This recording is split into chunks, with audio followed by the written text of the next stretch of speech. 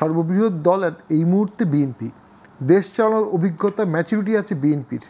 বিএনপিকে গতানুগতিক রাজনীতি করলে হবে না, দেশ বাঁচানোর রাজনীতি করতে হবে। বিপ্লব আমি এখানে একটা ছোট্ট প্রশ্ন করি।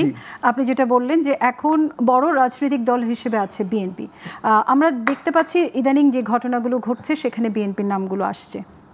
সেখানে আইন শৃঙ্খলা বাহিনীর যে ব্যবস্থা নেওয়া হচ্ছে না, এটা কি বড় রাজনৈতিক দল তাকে তোষামত করা হচ্ছে, নাকি তাদের ভুলগুলো জনগণের সামনে উপস্থাপন করার একটা ক্ষেত্র তৈরি করছে? আসলে ঘটনাটা কি? আইন শৃঙ্খলা বাহিনী এখন আওয়ামী লীগের লোকজন বা তার অ্যালাইড পার্টির লোকজনকে অ্যারেস্ট করছে, অর্থাৎ ওই ফ্রন্টে তারা আছে।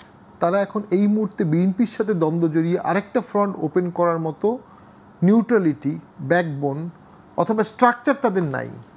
এবং তাদের মধ্যে যেহেতু তারা বিগত সরকার আমরা অ্যাপয়েন্টেড, তারা এই আওয়ামী লীগের সাথে দ্বন্দ্বে জড়িয়ে তাদের ভবিষ্যৎটাকে আরও বেশি শেকি করতে চাচ্ছে না, তাদের ভবিষ্যৎটাকে তারা নিশ্চিন্ত রাখতে যাচ্ছে।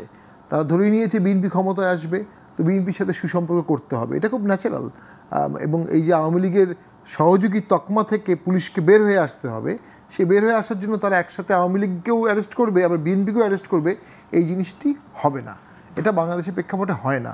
সেজন্য বিএনপি নিজেকেই প্রচুর সেলফ রেস্টেইন করতে হবে। With great power it comes great responsibility. বিএনপির যেহেতু বিশাল দায়িত্ব ছিল, এবং আমি সবসময় বলি যে 2 দিন আওয়ামী লীগকে ব্যান করার জন্য আন্দোলন হলো ক্ষুদ্র পরিসরে, বিএনপির উচিত ছিল শক্ত হাতে বলে দেয়া যে কোনো দলকে ব্যান তারা চায় না, এবং কোনো দল যেন ব্যান না হয়। কারণ ব্যানের রাজনীতি তো আমরা দেখেছি, জামাতকে ব্যান করার ফল আলটিমেটলি কী হলো। জামাতকে তো 71 সালের পরেও ব্যান করা হয়েছে ধর্মভিত্তিক রাজনীতি সহ। সেই প্রেক্ষাপটেও কিন্তু জামাতকে ব্যান রাখা যায়নি। জিয়াউর রহমানের আমলে ধর্মভিত্তিক দলের মাধ্যমে জামাত আবার ব্যাক করছে, মাত্র 7 বছর। তো ব্যানের রাজনীতি বাংলাদেশে কখনোই সফল হয়নি। জাসদকে ব্যান করা হয়েছিল, আন্ডারগ্রাউন্ডে ছিল, সে জাসদ তো পরে আবার সেই আওয়ামী লীগের সাথেই জোট করেছে। তাহলে ব্যান করে কোনো সমাধান হবে না।